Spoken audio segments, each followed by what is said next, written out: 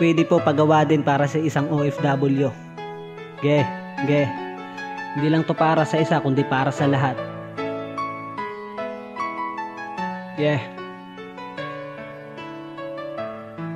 Haragan.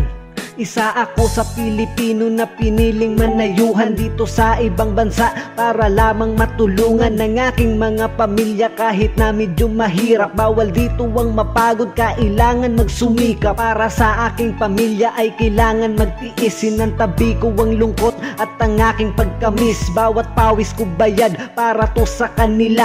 Ayos lang magsakripisyo basta kayo masaya. Kaya sana lang naman ay maintindihan nyo, kasi para sa inyo naman ginagawa ko. Minsan kami ay gipit din, meron kaming gasto. Kung di makapagbigay ay wag lang magtampo. Sobrang hirap ng lagay, kung sana ay alam nyo lang. Sana ay intindihin nyo din ang nararamdaman. Kamustahin nyo lang kami, ay ayos na yun sa amin. Kaligtasan sana namin inyo din ipanalangin. Saludo sa lahat ng mga OFW natin dyan. Laban lang. Ingat kayo yan lagi. God bless. Haragan.